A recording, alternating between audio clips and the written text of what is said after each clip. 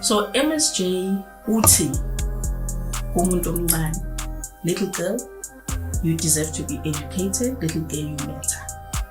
So le yama young teens ifika lapho ukuthi sifuna lento le enkulu engaphakathi ivuke. We want them to have such confidence to stand and do whatever they want to do and to believe in themselves regardless of the circumstances, whether it's ekhaya or as they grow in society. We ask ukuthi you want 100 rand, but you don't even have 2 rand to get to the 100 rand. So ama goals esiwabekayo aba realistic. Yini mhlambe ongathi ongayikhuluma ongayibeka kubazali ukuthi mhlambe bona beyenze ezothi makuphuma ingane ekhaya iveze image right ikuphi mhlambe afane bekwenze bona? You need to discipline umntwana. It doesn't matter which era you've grown up a child. It doesn't matter which family the child comes from. It doesn't matter isibongo somntwana. Umntwana nomntwana needs to be disciplined when necessary. Because leyo nto leyo izo what's the word? It crafts umntwana. It builds umntwana to be the person they will be in the future. A person who's not disciplined akathembekile in future. Adult. Umuntu ongekho disciplined cannot get anything done. If they are future adults, they'll be problematic. So whether you like it or not, there's a point of discipline you need to instill in ebantwaneni bakho ukuze nawe ureflect kube kuhle kuwe.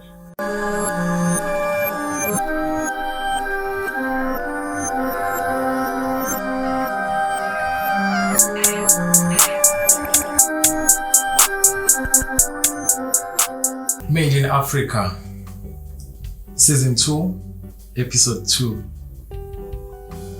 Carol. Hello. Ngicela ube honest mfethu. Ungiphendule kahle nje lo mbuzo lo. Ngiyazi isikhathi esiningi abantu babophendula and futhi umbuzo sibuza njalo. Ngikubuzile nje wona khathi ufika.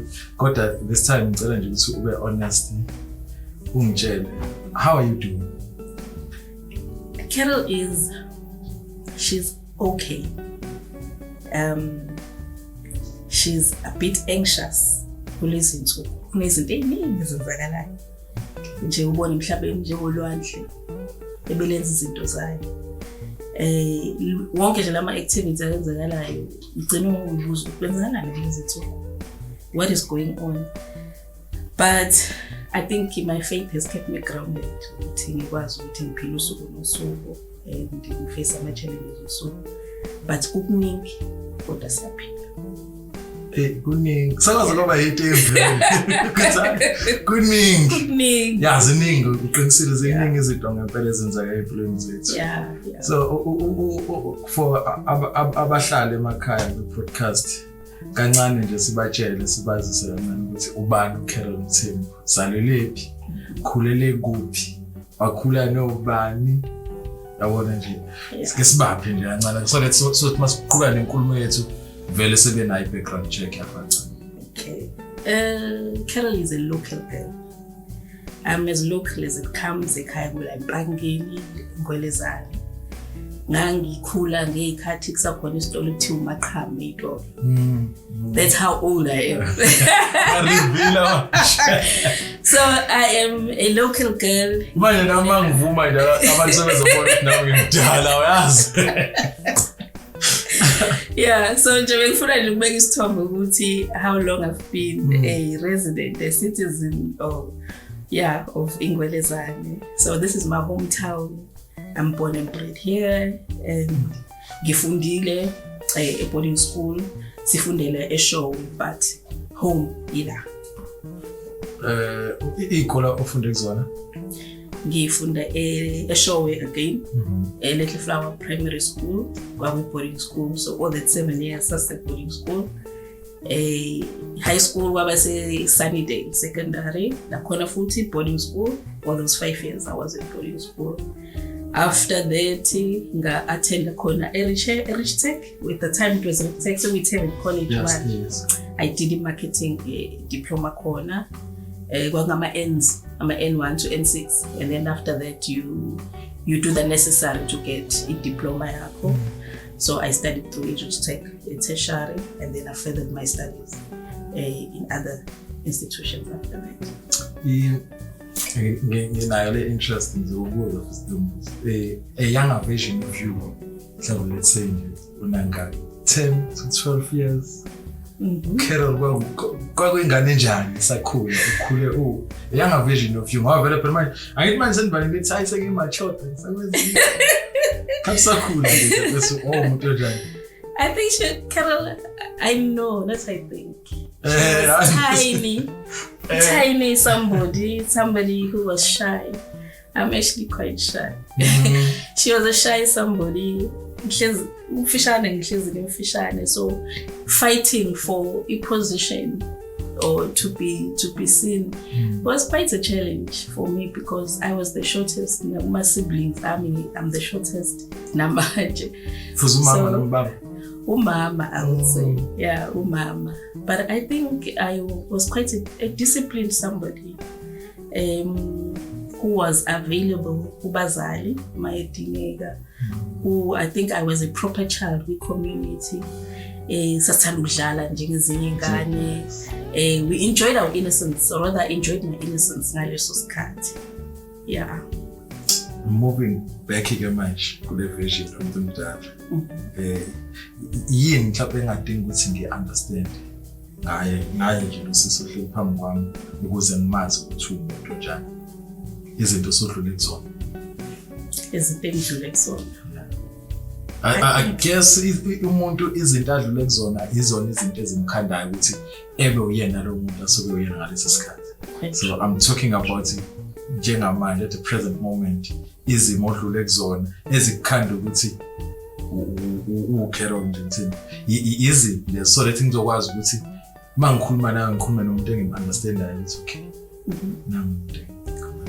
I think I know those have built a character.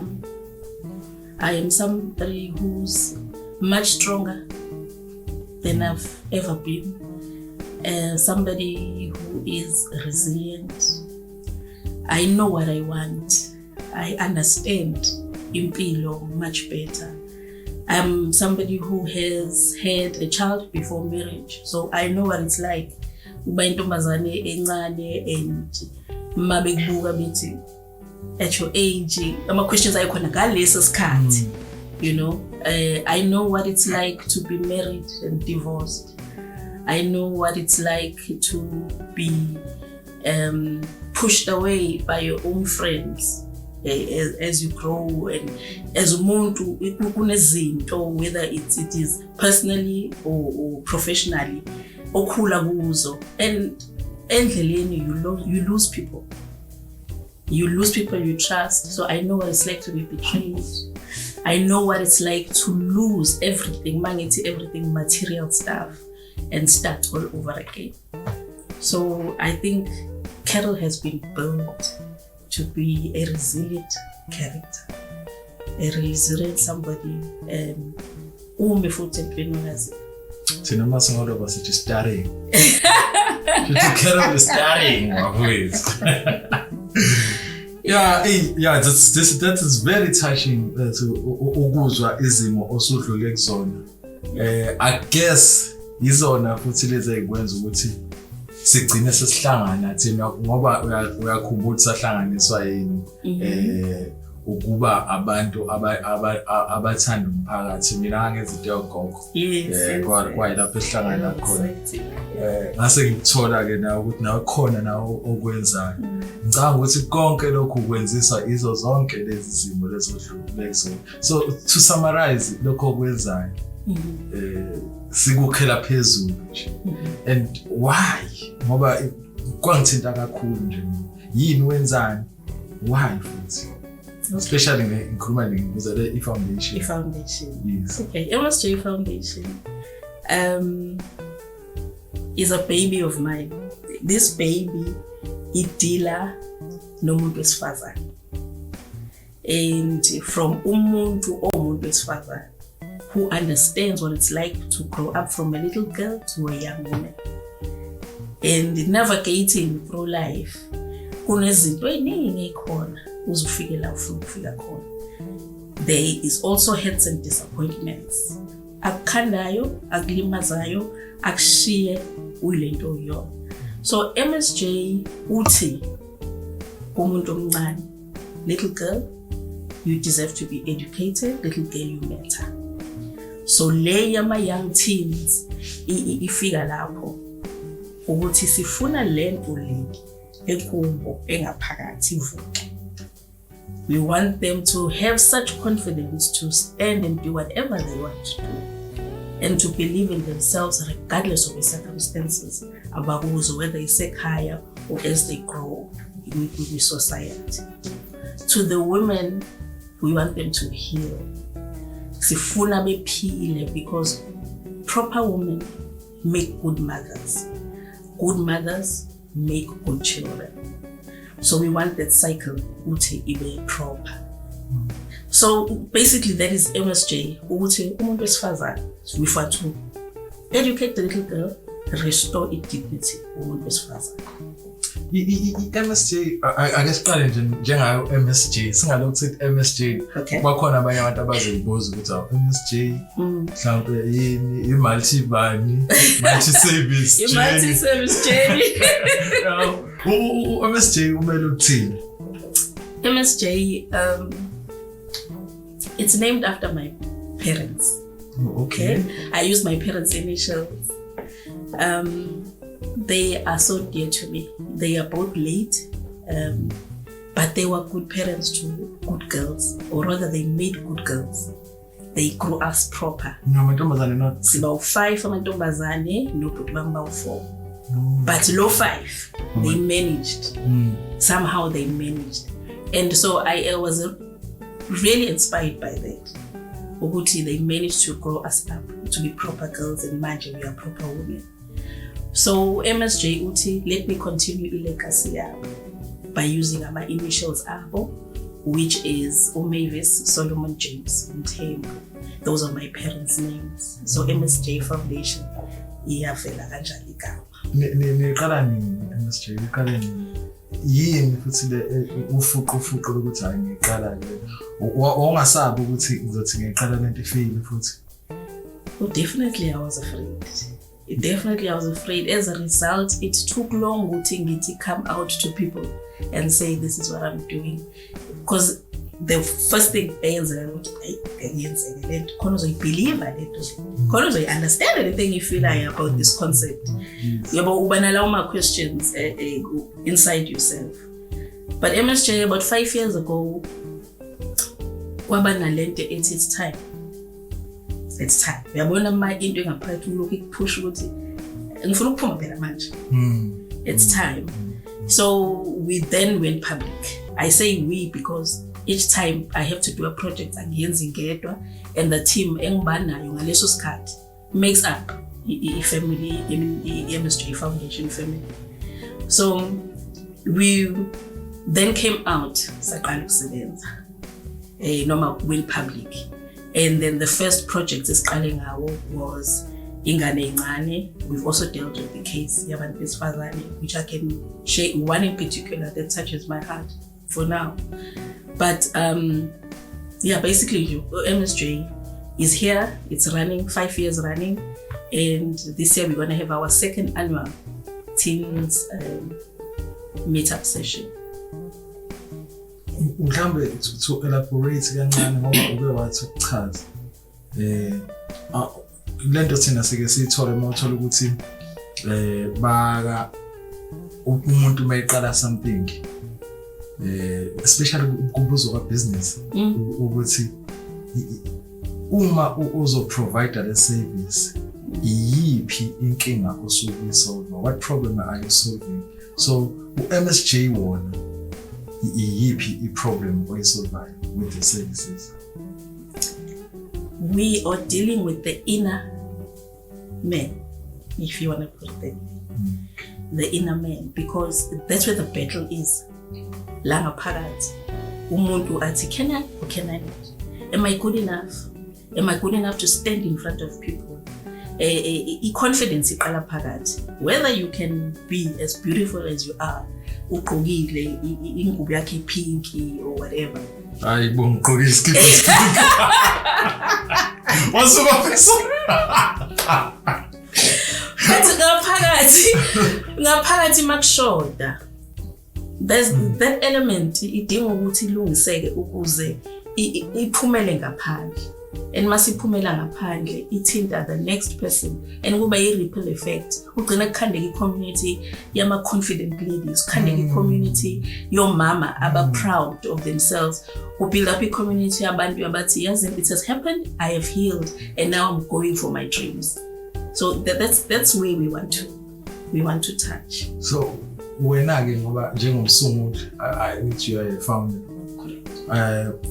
What are your goals? If you check futhi kulo 5 years, I guess wow now my goals. Have you achieved my goal? Looking at journey yakho njengamanje, how far from achieving your goals? I still have a way to go, but I think I should also clap hands for myself and say I've achieved goal number 1. Which is getting it out there. Okay. And being awarded the opportunity such as this, it's allowing me to go even an extra mile. So goal number 1, getting it out to people, I think that I've achieved. So I'll say tick on that one. Okay. Another goal which I have is to build a brand. Build it even so strong that we are forced not to quit. So that's my goal. Now we are working on being visible. So visible that we will not allowed to quit anymore. It was forced ukuthi singabe saphumeka. And then obviously to have a history of testimonies that we've touched. And for somebody to say, you know what, this is what you've done for me and this is where I am now. That is what I'm looking forward to. And obviously having stable funding to operate, because without money kunzima ukusebenzisa. Hayi futhi impilo nje nayo futhi inzima ngaphandle kwemali. Ngicela singene-ke manje sidige deep. Ukuyikhomitha it's something that enzima. Yabo ngisho kuthiwa u-strong kangakanani kodwa uthola ukuthi mawuthi let's say ngoba de ngicomplaina ngokujima nje, you can commit yourself ukuthi ngiyavuka ekseni ngiyejimini kodwa mase kushaya leso sikhathi kube khona leyo nto lethi manje kusasa sengajima, you are not competing with anyone. So i-commitment kuthina esinaleyo inkinga ye-commitment ukuthi si-commit esikwazi ukubambelela entweni ey'nganeni zakho ke uzokususiza nathi kodwa ey'nganeni zakho lezi zamantombazane uhlala nazo suke nixoxisana nazo ubenza kanjani ukuthi bekwazi ukuyikhomitha entweni abasuke bethi bayiqala noma entweni enisuke niyenza ngaleso sikhathi? Asibe realistic, sizisethele i-targets e-realistic qala, because ukufantasize kuba ingozanyana. Awukwenzi ukuthi ufike lapha, uyazi ukuthi you want 100 rand but you don't even have 2 rand to get to the 100 rand. So ama goals esiwabekayo aba realistic, and then to get a commitment to that izokwenza ukuthi kube lula ngokuthi ama strengths akho yawabuka ukuthi this is so much I can do. And njengoba ngisho ukuthi don't put a fantasy, be realistic. This is so much I can do. And isikubhale phansi lo. Writing is very powerful because it is a template of history, which is your history. Whatever you want to put your mind to, ungibhale phansi. You have a reference, you have something that reflects to you ukuthi ukuphi njengamanje. Siyakubhala phansi. Then mase sithola isikhathi sokubuya sixoxe siya reflect.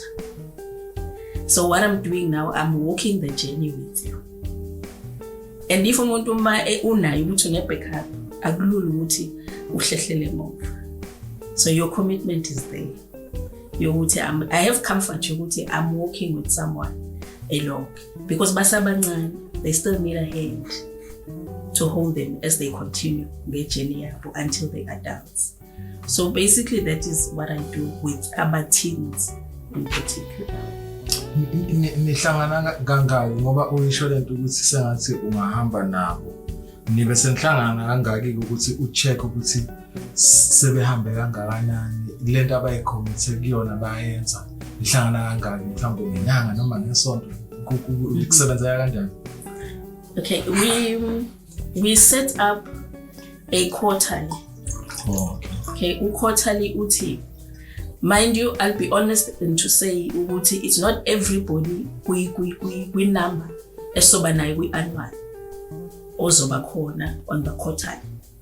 People who are making themselves available to be, right? Sithathe leyo number. Say for instance, usebenza ngenumber ka-10. Fortunately, manje technology, we have a WhatsApp group to also communicate. So in that quarterly, at the end of the quarter, we have a conversation, so whether I meet you in person or uzokhulume kuphi. If not, we can have a conversation one-on-one, as I said. Then we look at the things aside. How are we doing? How is school going? What you wanted to achieve by the end of school term, has it happened? How do you feel about my results? Then we take it from there.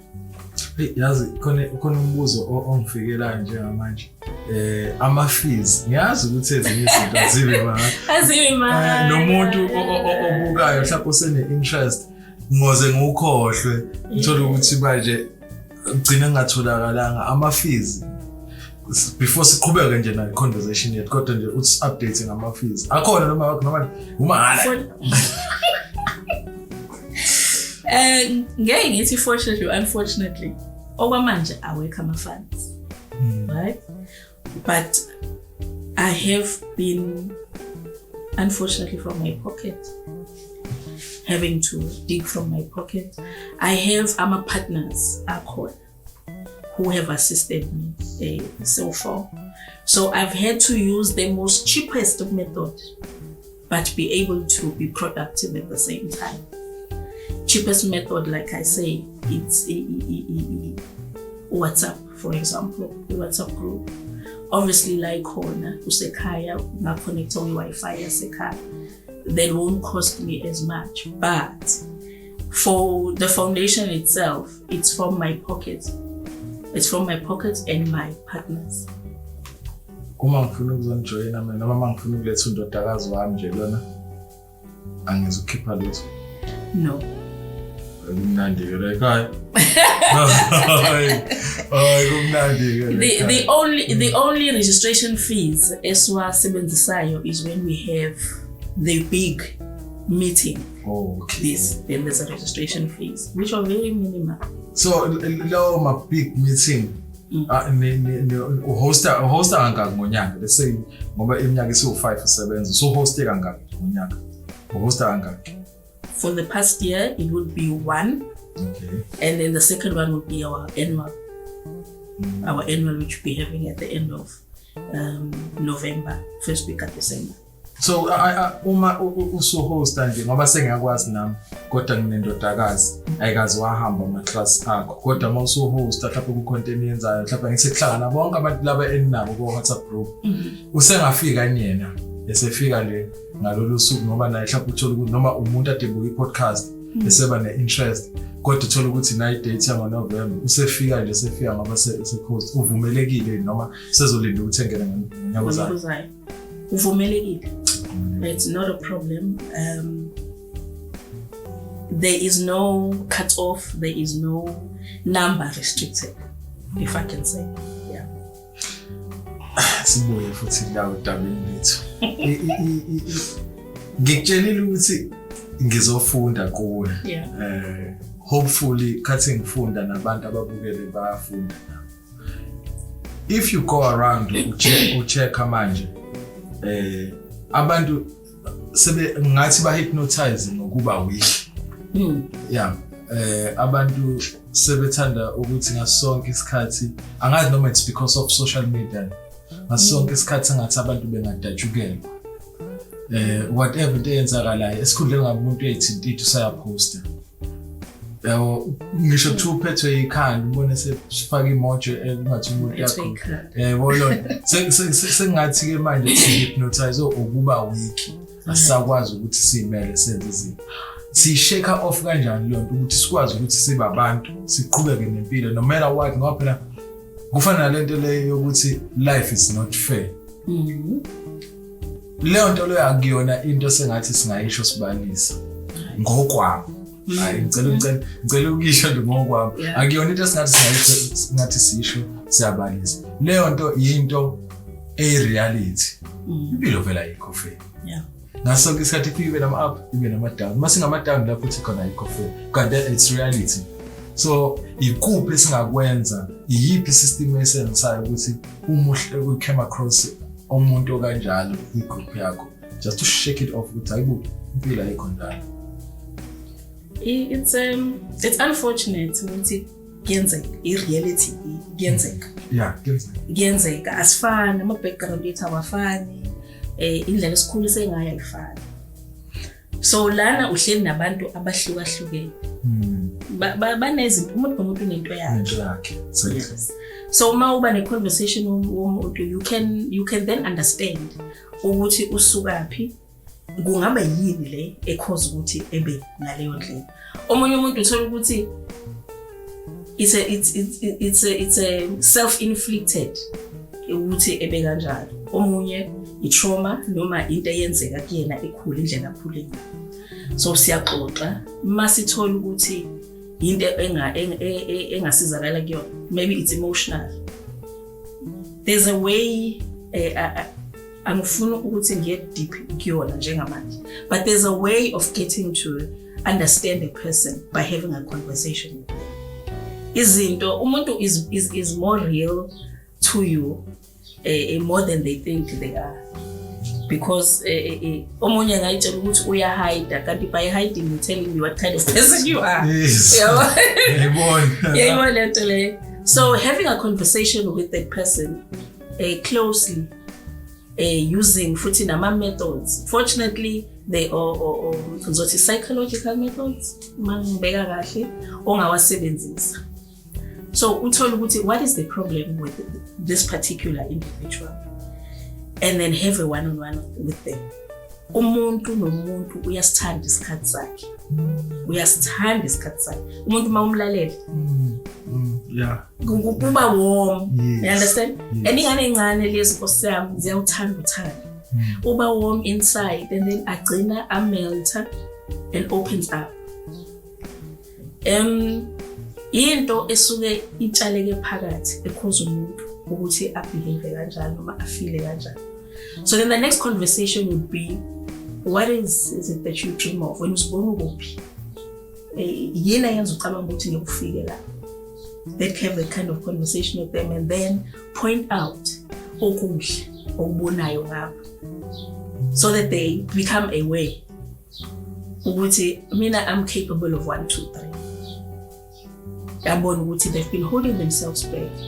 Sonke lesisikhathi la ikhona ubuhle for yes. Ngoba siba ngisho ukuthi sifuna lento iphume kubo. Ethi mina I matter, I am somebody. Ikhona kuwo wonke umuntu leyo nto. Ikhona. It doesn't matter what age. I-poverty futhi ya-inflicta yonke le. I-abuse ya-inflicta yonke le. It depending on what kind of abuse futhi. So ikhona, it varies from all age groups. It's handled differently depending on the age group. So eyami idinga nje uthando, idinga ukulalelwa, idinga isikhathi, and then to be reassured of their beauty, their capabilities, and then be patient nomuntu aze afike la abona khona be confident naye abantu you know what, I'm this beautiful somebody. I-pressure osuke uyifaka kumuntu ngenxa ye-potential ngizokhuluma nje ngento engiyaziyo. Ukhona umuntu ukumbone ukuthi lo muntu unale potential engakwazi ukuthi and then bese umfaka under pressure ukuthi khona ezokwazi ukubona le potential yakhe and ngesinye isikhathi umfaka under pressure ngoba ungafuni ukuthi lezi zinto azenzayo zidisappointa uyi-disappointment kulabantu laba the loved ones. Ukwenza leyo nto kuyakwenza ukuthi ugcine uluze lowo muntu kanti wena unama intentions are right. Esimeni esinjengaleso wenza kanjani ukuthi umfaka ipressure ukuthi ekwazi ukwenza lento kodwa uyabona ukuthi uyamluza ke manje ngokuthi umfaka ipressure ukuthi enze lento kodwa lento omfaka ipressure ukuthi ayenze yinto obonayo ukuthi le engakwazi ukwenza futhi into right. Wenza njani kuleso simo lesingaphela uyibona ingane ade attenda kahle shoot usefika le pressure le ayibona ukuthi ngeke phela manje so i-situation kanjalo uyenza njani? I-pressure is handled differently ngama age groups, whether you're young or an adult. And ingane ezincane zona zithanda ukuzwela kakhulu kunathi.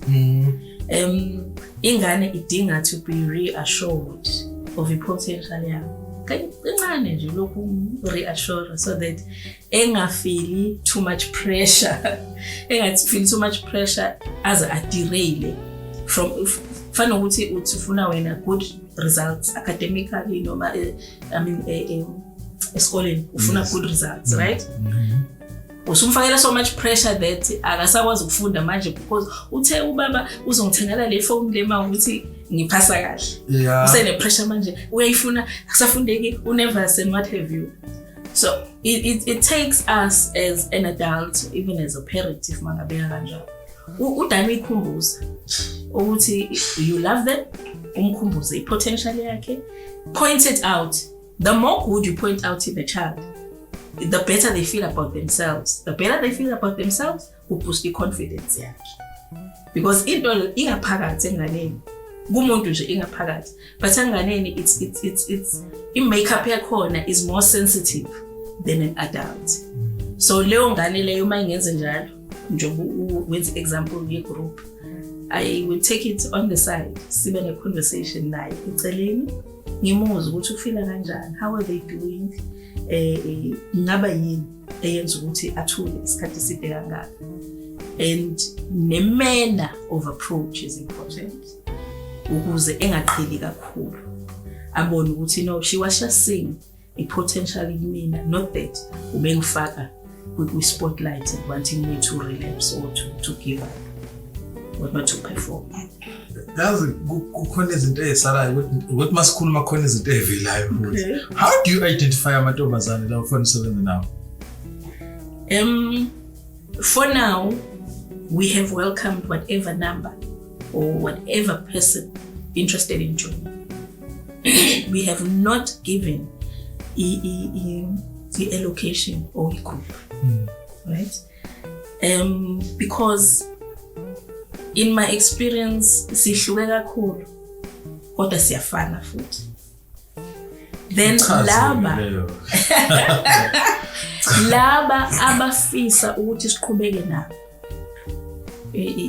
then siyaqhubeka, we become a community, siyoqhubeka. And then abanye, it's a parent who sees the need for their child kuba ibe part of, that one is welcomed as well. So akukho ukuthi ngingeke ngithathe ingane eyisuka kuphi ne-area hlala kuyona na. I think that would be unfair, because in as much as sihlala noma sikhule ema-families ahlukile, at the end of the day siyafana, sizingane wanting to find ourselves kule journey of life. How do you market yourselves ukuthi mhlawumbe abantu begcine bazi futhi betholile ngawe? We have a Facebook page, we have an Instagram page as well. On WhatsApp, we advertise and share our moments by word of mouth as well. So Kulama platforms, I've used those 3 that I've mentioned so far. I have engaged abantu corporate. Yeah, and I'm hoping for funding. Aye. Kunzima la kwa because I want to more funding. Aye. And when you touch corporate, you just see funding. But yes. Yes. And also I've been fortunate to work with other people, have conversations with other people in the field professionally. So it doesn't just end with me just talking my experience, but they have also been had the opportunity to get advice from professionals in the field. We system that system that thina sikhule ngayo le yokuthi umuntu ufanele ukuthethisa abazali bebodwa bayathethisana even does it work, does it achieve lento umuntu asuke ukuthi ufuna ukuachieve ngaleso sikhathi ngoba phela I can make one example ukuthi nathi sayisebenzisa sometimes as much as sibona ukuthi ayikho right but nathi sayisebenzisa ucoach webhola abadlala behave kahle. Mind you, they're coming from different families. Umuntu ufana uzomshawa thola ukuthi umshawa uyayenza lento yenza kodwa does it achieve lento osuku uyifuna ngempela ukuthi masikhuluma nje ngokukhuliswa kwentombazane ukuyithethisa? It's discipline. It's a method of discipline. Esetshenziswa especially abazali. And also kuya ngokuthi umntwana uhlobo luni. Khona nje abantwana bafuna uzofikela ekutheni ukuthi hey uvuka phela manje awuyizwa lento engisho. Umzali uphoqwa i-behavior yomntwana ukuthi ebe kanjani. And then 2 kuba neside la umzali ebe nolaka natural. Umuntu nje unolaka nje wazi ukuthi hey ungasondeli baba nje uyathetha ngaso isikhathi. Then masubana le group enama issues awo and then takes it out onto abantwana noma ama-siblings. So iya ngokuthi ifika kanjani. Ma umuntu genuinely disciplining because this child is not doing what they're supposed to do because of his behavior, it makes sense. But if umuntu onolaka natural, there's a way that you have to find uzibamba. Where I'm going to with this, it can have a negative impact on umntwana when they're older, because bona bazo carry out that same pattern of behavior kubantwana babo. Also cycle yaphila ngayo kwaziwe nje emsebenzini ukuthi loyana nje umuntu nje ukuhleza emubi nje hleza umbonaka because you've grown kuleyo environment. So it depends ukuthi i-manage kanjani. Yonke nje behavior, it depends on ukuthi i-manage kanjani because it has an effect either way. Kodwa umntwana, I will not run away from the fact that umntwana needs to be disciplined when there is a need to be disciplined by umzali. Nami ngisamile lapho ukuthi uswazi kufanele usebenze. Yes, definitely. Sebo sixolele. Kodwa ke la ngesinye isikhathi ukubone ukuthi nabo abazali thola ukuthi bakhona indima abayidlalayo izingane uthola ukuthi uma ukhuluma naye ayikuzwa ayikulaleli yabo omunye uthi mawukhuluma uthola ukuthi niyakhuluma la address igroup yonke yena ukhuluma ngasonke isikhathi umkhuzela ukuthi mayikhuluma akalaleli usuke ekhuluma nabanye abantu. Mina ngeke ngithathe iblame lapho ngibe kubona abazali ngoba ingane mawuyikhulisa ungane mawezala uyikhulisa beyicopy. Ayikho ingane into esuke ethi mayizalwa esuke ifika nayo. So le ngesinye isikhathi kufana lento ukuthi uyishilo le ukuthi ayinje usibani ukuhlaza ayikho lonto mina I believe ukuthi ayikho lonto umuntu mayengekho discipline akekho discipline hayi ukuthi sekufanele thina accept ukuthi umuntu ukuhlaza so kubazali ungathini kubona ngoba mina ngasonke isikhathi mangibona ibehavior yengane reflector umzali ngicabanga umzali yini mhlawumbe ongathi ongayikhuluma ongayibeka kubazali ukuthi mhlawumbe bona beyenze ezothi makuphuma ingane ekhaya iveze image right ikuphi mhlawumbe afanele bekwenze bona. I think ngokuhamba kweminyaka thina sakhula kwi-era la it was more tamer than manje. Ingane zamanje sezibusy kakhulu, zi-excited kakhulu, zine-exposure eningi. So kuzohluka ngeminyaka on how you discipline, noma nge-era noma ngama-decades on how you discipline. But the fact remains, discipline is not rolled away. You need to discipline umntwana. It doesn't matter which era you've grown up a child. It doesn't matter which family the child comes from. It doesn't matter isibongo somntwana. Umntwana nomntwana needs to be disciplined when necessary. Because leyo nto leyo izo what's the word? It crafts umntwana. It builds umntwana to be the person they will be in the future. A person who's not disciplined akathembekile in future. Adult. Umuntu ongekho disciplined cannot get anything done. If they are future adults, they'll be problematic. So whether you like it or not, mawumzali, there's a point of discipline you need to instill ebantwaneni bakho ukuze nawe ureflect kube kuhle kuwe. Because mayephuma umntwana ekhaya lapho uyashiya ukuthi lo umntwana waMthembu. How painful to hear something like that. So let us go back to the reality of understanding. Umntwana wami needs to be disciplined when necessary, and it's my duty first before aphumile ngaphandle to society, to community, to the school, to tertiary. It's the parent's duty to start with the discipline. For argument's sake, kuyenzeka uthola ukuthi uhlangana nomzali usethi mina sengikwenze konke ngikwenze konke uthola ukuthi mhlawumbe uyabiza ubizela icala nawe ubizwe esikoleni ethi mina ngikwenze konke akukho engamniki khona akukho engakusho kuyena ezinye ingane la ekhaya zidiscipline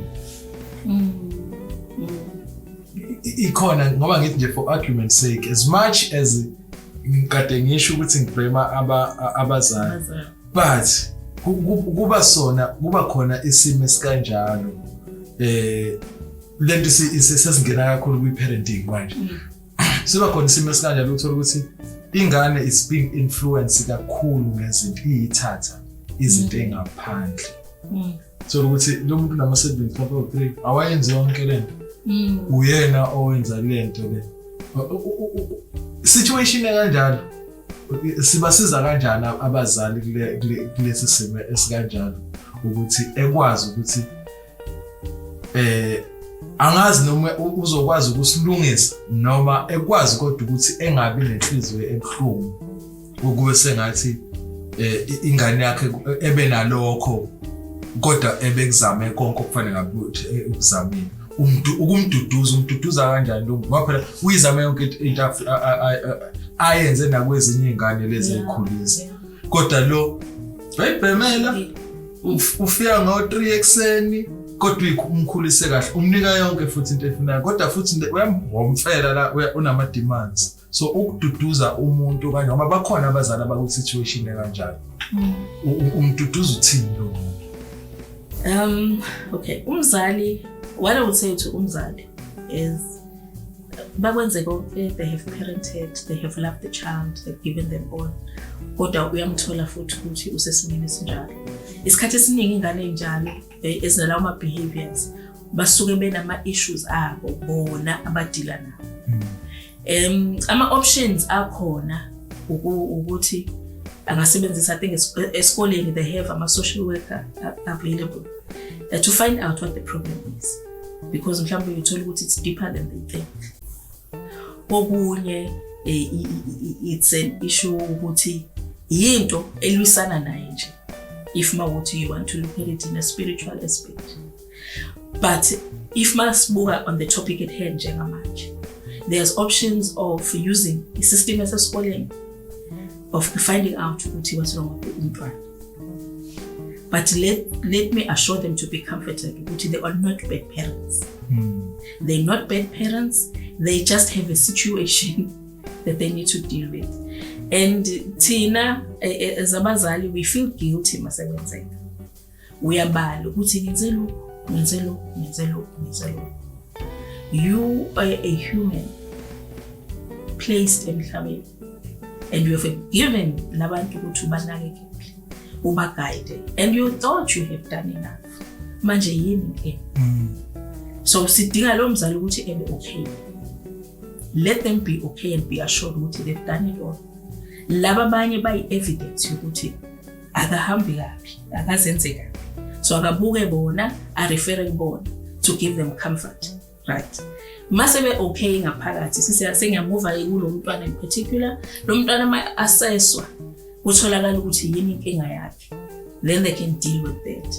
But I do not think ukuthi umzali did anything wrong in that case. Ile ingane any problem edingi attention, especially ukudila nayo.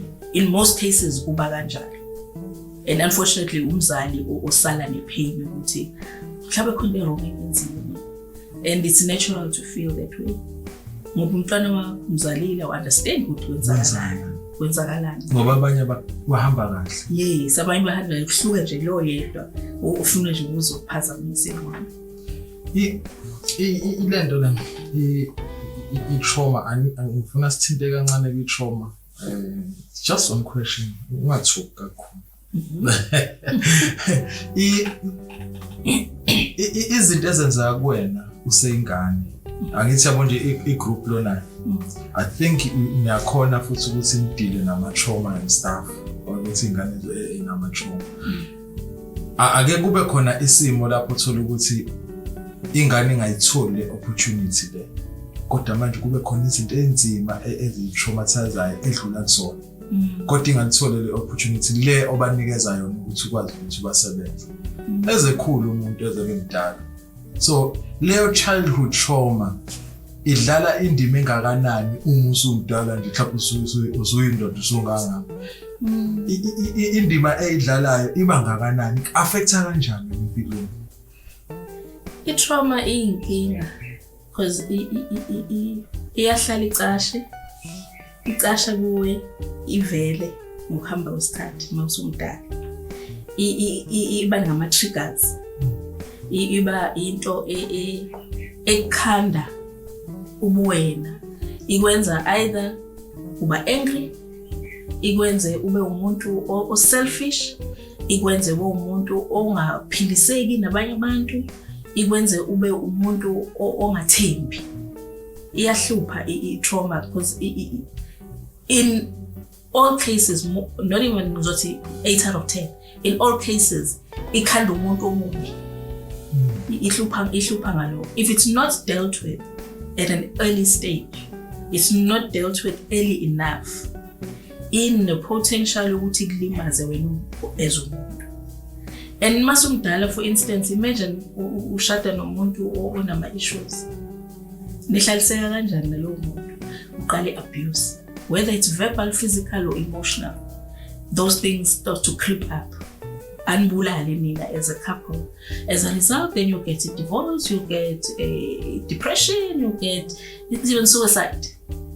Kanti lento ile eqaleni emnganeni, where the traumas which you experienced you did not deal with as you grow.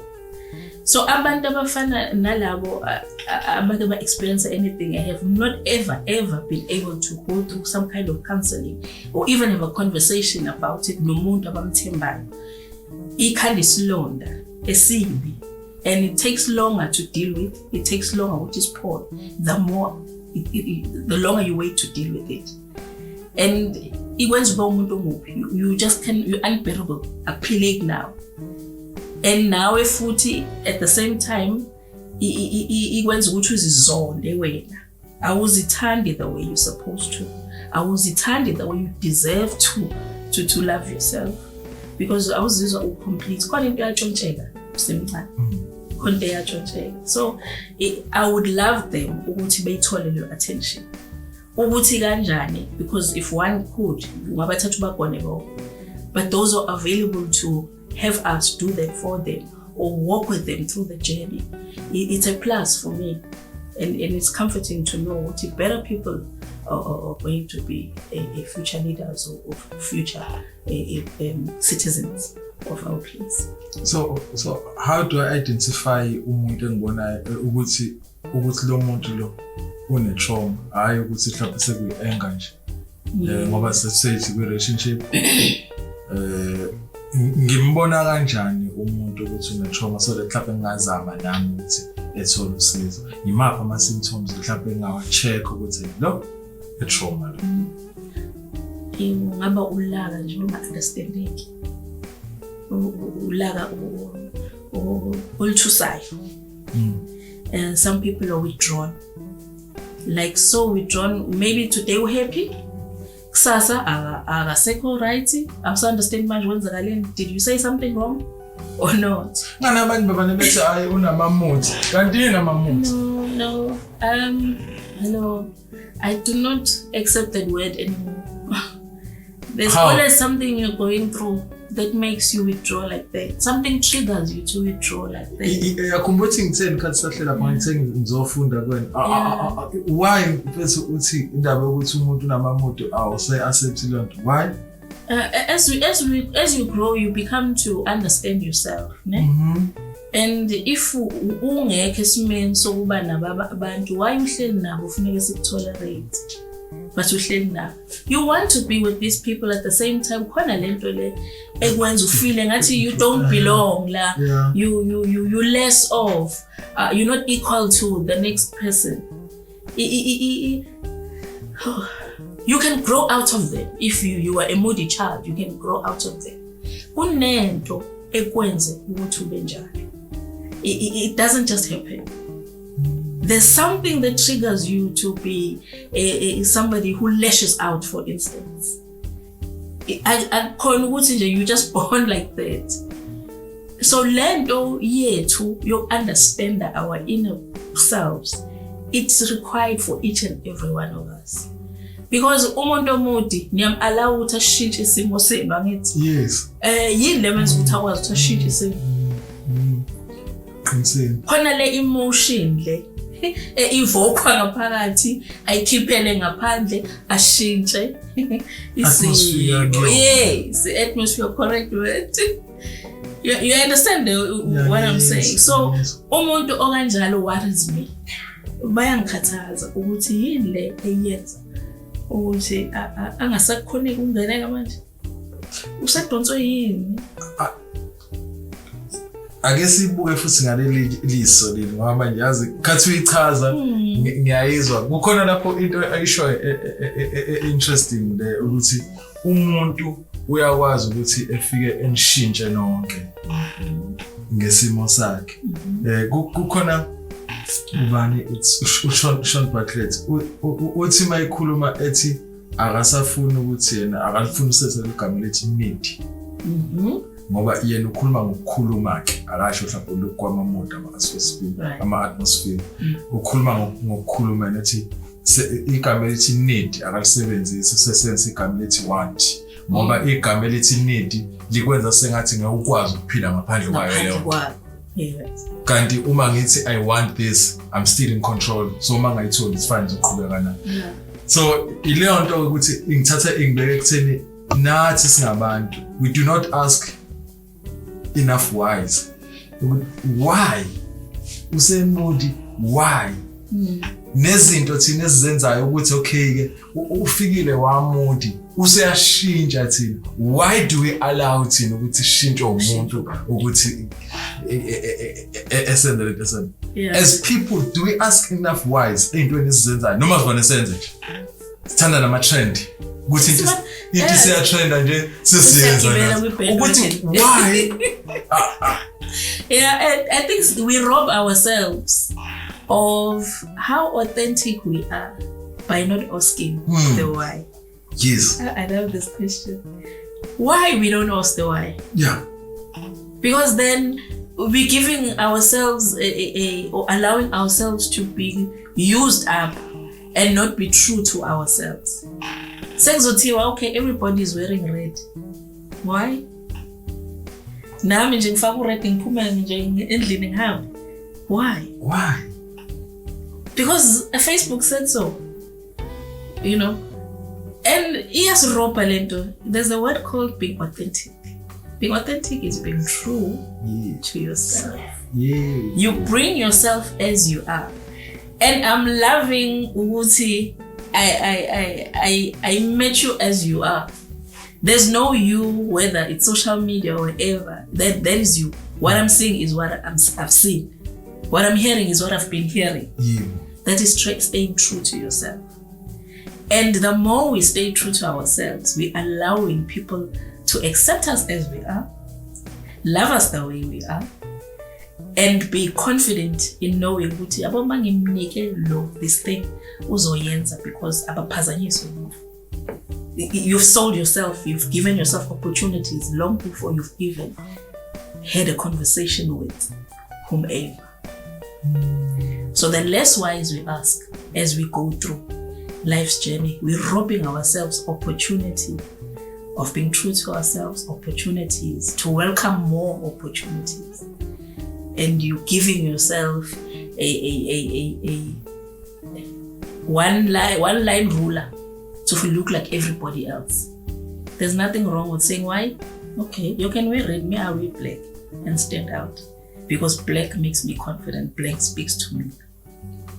Lento akuyona mhlawumbe i-low self-esteem ukuthi umuntu maye ethi ngizothi mase ngithi why mhlawumbe usezobona sengathi manje angithandi ukwenza lento esure akukhona lokho ngoba phela enye into futhi that we are suffering from thina, especially abantu abamnyama. Ngeke ngikhulumele ezinye izizwe ngoba ngizazi, ngizokhulumela abantu engiphila nabo.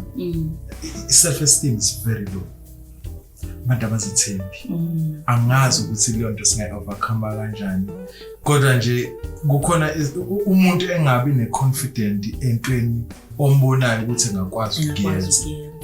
Yeah, omunye, to make an example, practical ngale ndlela le, beku 2 weeks back, 2 noma a month ago, uhlala la emqashweni, uyasebenza, bafikela ngecontract, ukhanda lezi itulo lezi othi mohleli izona bese lokho zigenqeza kanje, ukhanda ngeplank, right? Kodwa uyasebenza. Lezi itulo lezi uthi ziphela esayikhanda, akakwazi ukuthi ebe nestock. Mina ngimbona vele uyasihambisa manje sesithengile, so 600 rand uyasihambisa sesithengile. Ngiyambuza mina ukuthi fethi uthi lezi itulo ziphela usayikhanda. Nami ngiyasithanda vele, nami ngisibona wena ngiyasithanda. Wenza lento ukuthi umuntu ungakholi ukuthi uyena owenze leyo. Ngithi manje yini lena ekwenza ukuthi wena uncamele futhi ukuthi njalo ekseni uyavuka uyakumlungu kodwa ukwazi ukukhanda into ya-600 rand ehambayo. Ngenxa yelo self-esteem. Angazi noma into ya-implantwa ezinye izizwe kuthina. Ubona kungcono ukuvuka ehambe yosebenza ngoba usaba ama-challenges azohlangana nawo la sefanele ethola i-target market yakhe sefanele advertise lezi zinto yiwo. So yini mhlawumbe esingayenza ukuthi especially kwi-generation lekhulayo ngoba ayithi nayo sekuyabheda vele mhlawumbe ukukhuthaza iy'ngane lezi yabo nje mina lo wami uyazi ukuthi le khaya kwenziwa production. So ngasonke isikhathi ngiyazama ukuthi this is my business partner. Ngisho kuthiwa this is my business partner. So that ngizama uku-installa le nto ukuthi i-business iyona ke. Yeah. Mhlawumbe ikuphi okunye esingakwenza mhlawumbe ukuthi i-generation ekhulayo ingabi ne-low self-esteem. Izethembe manje. It's very interesting lento oyishoyo. And I think kuyena in particular manzo refer ey'mpilweni, it's a lack of information. Yes. Lack of information. The less you know, obviously you won't be able to grasp the idea and the confidence ukuthi into ayingayenza ngejimena. The more information which is available to you're more confident to make decisions. And I think ilahleka lapho more than anything. We have a session where we talk financial issues. Now I'm a teenager and encourage them to uqale ekhaya. Uyabheka ama-scones, for example. Noma udayisa sweet eskoleni. That is already a start for you to see ukuthi, can you do this? Are you a potential entrepreneur in future? Can you do this? Mawudinga uqale ngamalini, wenzani. It's a tool to make them see ama-opportunities ngenye indlela. So kuyena probably akazithole lelo thuba. So what are we doing now differently tonight? As abazali, as a society, what are we doing differently now? Give abantwana more information.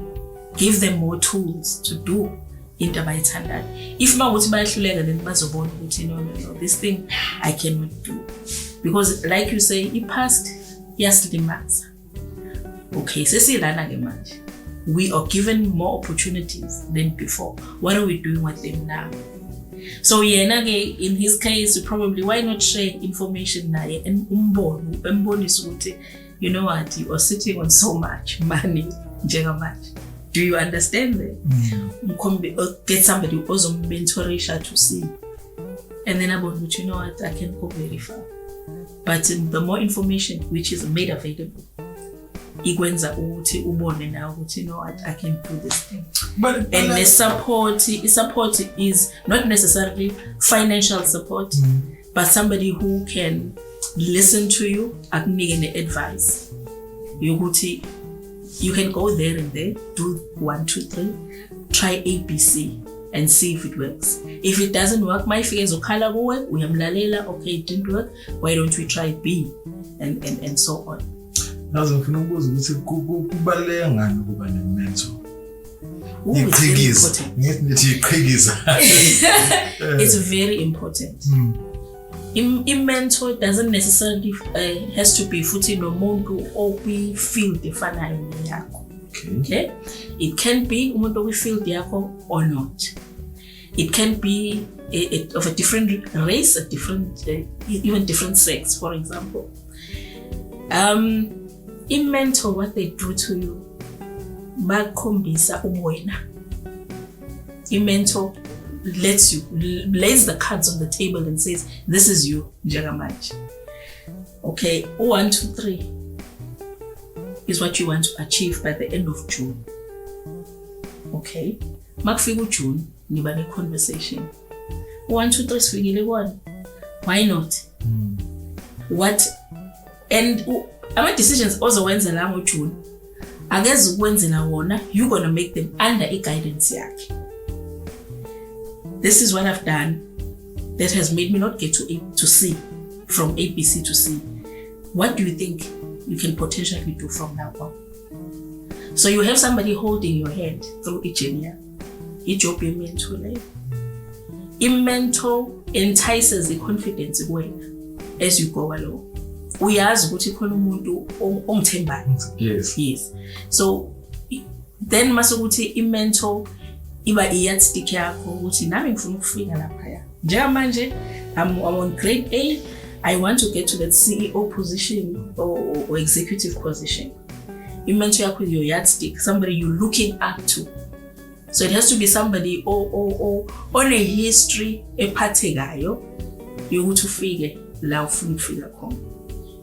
I-mentor keeps you accountable. Lezi zinto ayibhale phansi ukuthi I want to achieve by the end of the year. Ahlale nawe phansi ethi wenzeni. Hayi awukwazi ukubaleka ngithi. So this person is keeping you accountable ukuthi you have to bring all your cards to the table. You have to be honest to yourself more than anything. and lastly, i-mentor ikwenza ukuthi into yakho uyikholelwe ukuthi khona ingakafiki. But I love the accountability part because then it forces you to work.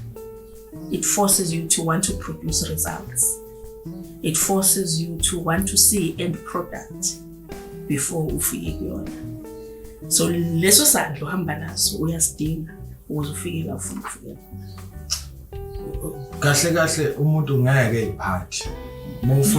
Uma ufuna ukukhula entweni oyenzayo akufuneki uyiphathe. Kufanele kube khona umuntu ozo-accounta kuyena. Yes. Khona uzokwazi uku-improve or else uzolokhu kuleyo level leyo. Akukhuleki ngoba uzogcina uba kwi-comfort zone. Correct, very correct. Ngiyayizwa. Angithi ukuthi ngithatha ama-notes mawukhuluma. Ngiyathika nje. Okunye futhi okay. Sorry to cut you. And in all spheres of your life, I think it's important to have a mentor. I just don't say it in every sphere of your life. Ngoba even nomuntu or even if you're single, you're married or whatever, but have somebody. Ozothi mawukhuluma naye athi ngiyakuzwa, but wena what do you think? You should have done better or you can do better so that your life improves. And that's what we want at the end of the day. We want to improve, we want to get to where we want to be.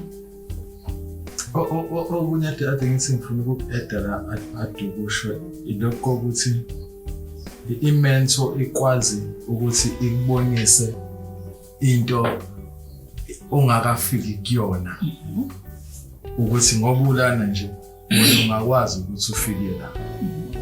Ngifuna uku-eda kulelo point lelo ukuthi isikhathi esiningi ukuze sikwazi ukufika lapha phambili lapho esifuna ukuya khona kufanele senze izinto einzima ezisichallengeayo, sisacrifice izinto eziningi.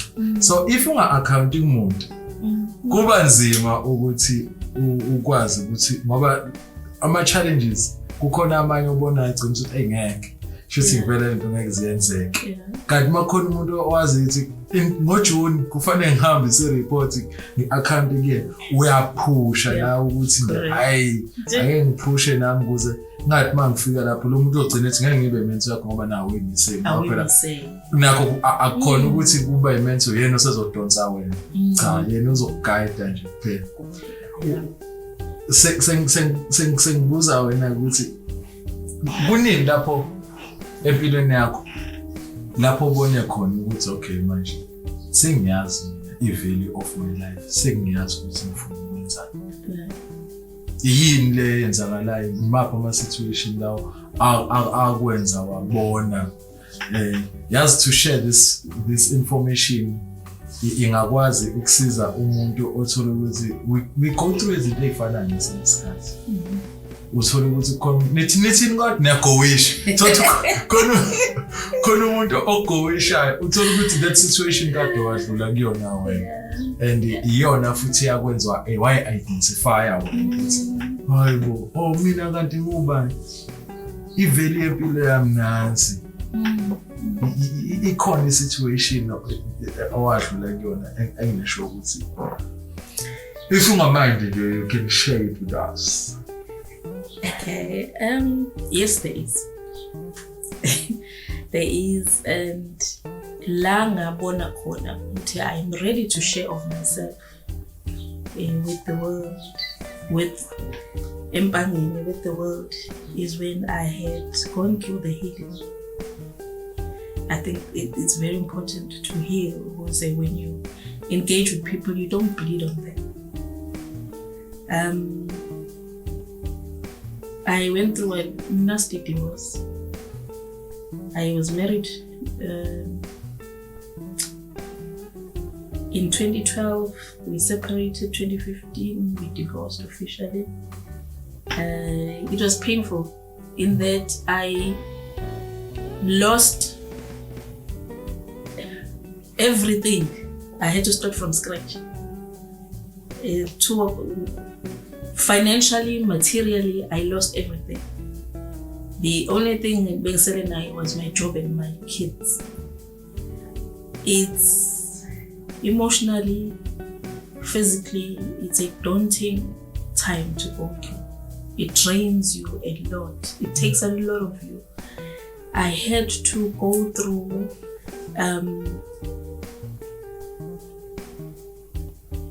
psychologist. I had to visit a psychologist so that I can be okay. I had to visit a social worker, psychologist, so that I can be okay for me and especially for abantwana. And going through all that, I was at my last weeks. I realized I need to be okay for my children, and then I went to visit a social worker so that I could start a program support, which back then was so taboo to do. So like, I'm Domiyama. Yeah, this is true. That's it. But they helped me a lot. Go through my healing process. So I went through that era of my life. It's a lonely path. It's a painful path. It's selfish. It takes a lot of you. And having recovered from that, having healed from that, I realized this was 2015 to 2020. I realized in 2020 I realized I've healed. I'm healing. I needed to build self-confidence. I needed to be able to speak to somebody without being afraid. I needed to speak to somebody and not have that ring of me. Hey, enjoy divorced. Because every second person you're second guessing, do they know or do they not know? So having had to go through that traumatic time and be able to heal and become a complete citizen again in the society, in the community. The beautiful thing is I never relocated. It happened, I never relocated. But I managed to stand despite that. And that part or that strength or that healing process, I think would be selfish of me not to share with other people. And nabo ngibabona bebekhula, bebe confident, because as I deal with abantwana, if the confidence is there long before you can even get to the stages of being an adult, being a married woman, it makes you better. It makes you handle systems or things better. Yes. Yeah, so I think for me, starting ebantwaneni, this also triggers there to I want them to be so confident that when they start to build or rather to live their life, already sekhona a personality or complete, sekhona umuntu or complete before they go and experience izinto zomhlaba. So I'm okay. I conversation yethu, it's very deep. Ngalendlela ukuthi yabona manje kwi podcast yethu Made in Africa. Right. Sesifika ngasemaphethelweni vele. Kuba ne question eba personal. But ama questions engikubuza wona namhlanje ngathi personal vele. So I was struggling manje ukuthi ngiyenze lento manje ukuthi ngithi this is our tradition. That's what we do. This is our tradition. Our last question iba personal.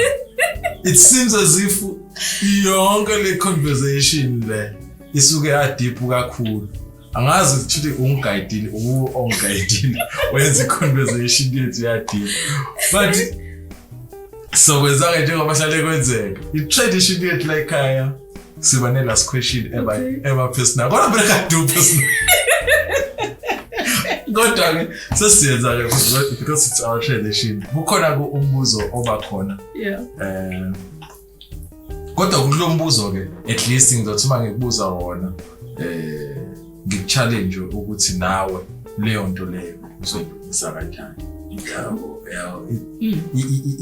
What is one aspect kuwe ekwenza ube discomfort ungazizwa right and ikuphi ufuna ukwenza ukuthi ukushintshe lokho? Discomfort. What makes me uncomfortable? Yeah. Yini ke lena ke oyizamayo ukuthi ukushintshe lokho? I think ile yokuthi abantu bayidabukile kakhulu. The people who bayisizela kakhulu to a point yokuthi now ugcina understand ukuthi why. I cry for those people because there's so much they missing out on. They're missing out on life. There's so much to live for in people. If I could change that, I would by a click of a hand. Ukuthi umuntu realize ukuthi life has so much to give, and as we live, we're not living to one day tell the story. We're living for now. I don't want to one day say, hey, one day I'm going to tell my story. Every day I say I am living my life. If you want to know my life, I'm living it today. I'm not going to wait until I write a book. So I would really would love people to shake off that feeling of self-pity and just live life. Just allow yourself to live life. Because then so much time is wasted, so much potential is wasted, so much giving and so much living is wasted.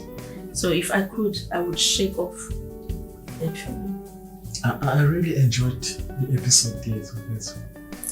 Ngiyabonga kakhulu for isikhathi sakho. Invitation yami we-honoration yakho ufikile. Ngiyazi ukuthi nawe nezinto zakho ehlanganisayo busy kodwa ukwazile ukuthi ungikhandele isikhathi. Ngiyabonga kakhulu. Kuningi engikufundile. Yabona nje sikhuluma ngezinto eziningi. Namanje ngoba ukhuluma ngakho ukuthi abantu ukuyidabukela.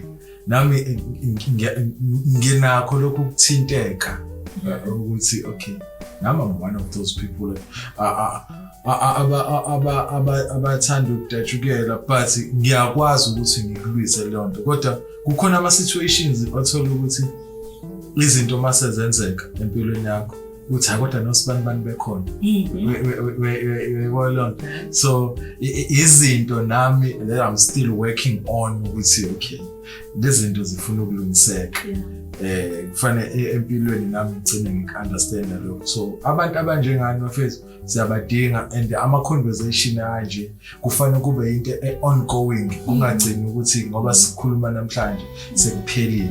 Mhlambe next time sobuya futhi sihlale phansi sizogena futhi a little bit deeper ngoba uyabadinga. Ngiyabonga kakhulu ukuthi ngesikhathi sakho. Thank you for having me. Thank you. Danko.